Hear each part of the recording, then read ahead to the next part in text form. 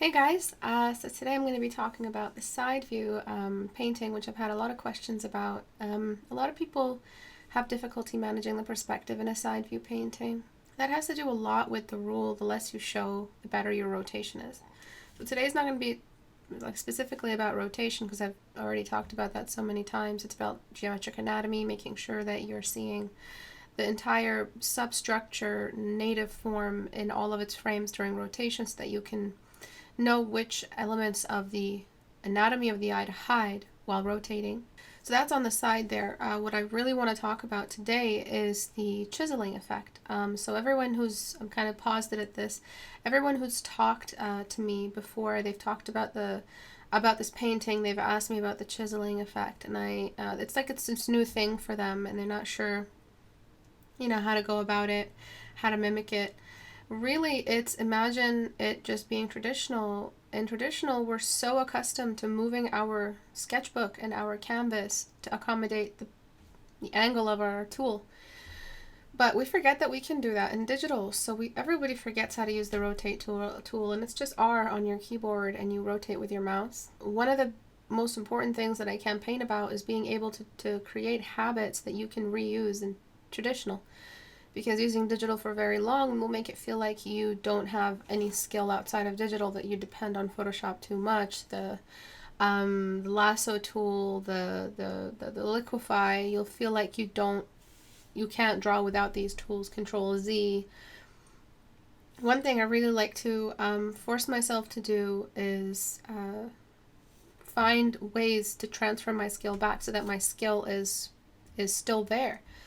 And I noticed that the reason why I'm uncomfortable, or I was uncomfortable when I first started off drawing digitally, was because I felt distant from my canvas. And a lot of people who just started off with digital also report that.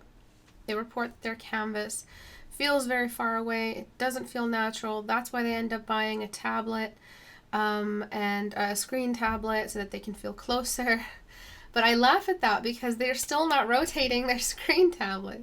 They think just because they're closer to the screen and the monitor's right there and they can lean on it and put their elbow on it, that it bridges somewhat of the gap, like some of the gap it'll bridge it. But it won't bridge all of it. And what we end up having is just a ton of money taken out of our wallet for a problem we never fixed. The ultimate reason why you're uncomfortable when you're working with a desktop tablet and a monitor is that you're not rotating the canvas. You feel like you have to rotate yourself, but you can't, so you have this like natural desire to tilt your head, tilt your body, tilt the tablet on the desktop.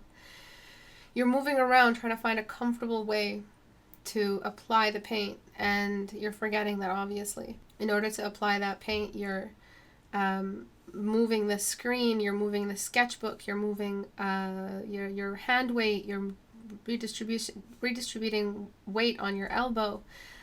There are a lot of things that make it comfortable for you to apply the paint, and moving the rotation around of the screen over and over and over again, what do you end up duplicating? Almost a flip. So each time you move it back and go back to the original setup, as well as flipping, you're seeing the painting afresh. So that's why sometimes people also report that their traditional work looks better than their digital work. And it's this constant moving around of the sketchbook that's making it much easier for you to find your mistakes. Moving your sketchbook around, rotating the canvas, changing your weight distribution, not moving the tablet so much are all ways to prevent this almost stiffness while you're working digitally. So the specific brush that I'm using here, this brush is the hard marker brush from my sketch set. And this brush is soft on one half, hard on the other half. So either end of the long rectangular mark or footprint of the brush stroke, either end is either soft taper or hard taper, or completely unforgiving taper. So it's not a soft brush on one half, but it is a softer edge, which means that all I have to do is rotate the canvas to use the other softer edge, which is what I would do in traditional.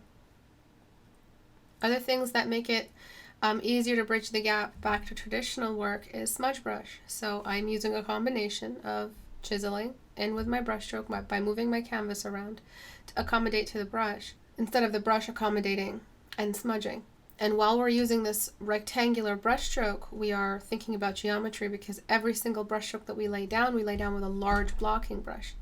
So I was saying in Critique Hour yesterday, it's good to use a blocking brush that's large, because it'll minimize how many mistakes you make. When you use a block, where do I put this specific block? Well, I'll put it per section, per plane surface, per surface area, per plateau on the face. So you're actually blocking in with geometries, whether you know it or not. You're seeing the surface of the bridge and the nose, so it gets one complete block.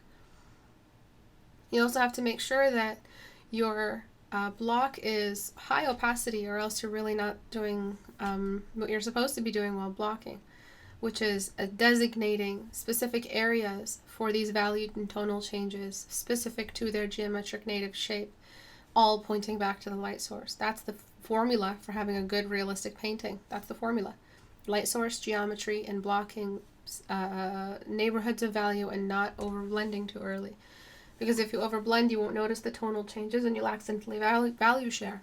So the integrity of the geometric anatomy is preserved by the blocking brush. And the blocking brush can't be switched for a soft brush because, well, my dashboard is uncomfortable. Move your dashboard around. And the way to do that and still feel like you're flexible is by rotating the canvas. And now after rotating the canvas, I have no idea how I painted before rotating the canvas. Always rotate your canvas. It's so important for you to replicate what you're doing in traditional, so that when you go back to traditional, you remember not only the geometries, because we tend to forget those. Why? What is the big reason? We use more lines in traditional. So we're used to using these really, really thick, overfeeding pencil strokes. We're used to outlining everything. We even outline and designate areas of shade, which is okay as long as we get rid of the lines. So no matter how well we're going to sketch this anatomy piece, or how well we're going to sketch this face, we're still starting with lines. So how would we replicate the block for traditional? Well, there's so many ways. There's actually sketching and filling in blocks. So you can pre-sketch the blocks, not the features. So you're not outlining or tracing out features. You're actually blocking in features. So you block in the cube of the recess of the eye socket. You block in the cube of the surface of the bridge of the nose, just as long as you blend away the lines or erase them completely. Another way to block in while sketching, because I block in with both light and dark colors, I block in with an eraser. So I get those flat-edged erasers on a slant, and I block in the bridge of the nose only after I've laid in like a little bed, or a softer bed of like some kind of pencil that will give me a midtone. So the bed of pencil that I smudge over everything and lay down. Remember, don't smudge with your fingers, because that applies oil and then you can't erase away the oils. Smudge with a smudger. And anything that is highlighted, I block it in with a brush. An eraser, sorry. And then, of course, anything that's darker, I sketch it in, but I sketch it in within pre-existing parameters per the block. But this is all so much easier with digital, and of course digital is amazing. It's allowed us to have access to all kinds of vibrancy and colors. Our vibrance and colors, completion, saturation, and rendering power, as well as really, really amazing features that help us not have to waste yet another canvas or paper to correct a small issue that we can see, but we just can't go back and repaint everything in traditional. So liquify, for instance. It's not a taboo to use digital, but it's good to use traditional and digital at the same time, and be very aware and very wise about which habits you're building and how they might affect the quality of your output. Thank you guys for watching. I really invite you to try sketching on paper. Try seeing how much of your skill you can transfer over and how much of it is missing, because you will be able to represent a higher skill level with digital. Good luck, guys. See you next month. Bye.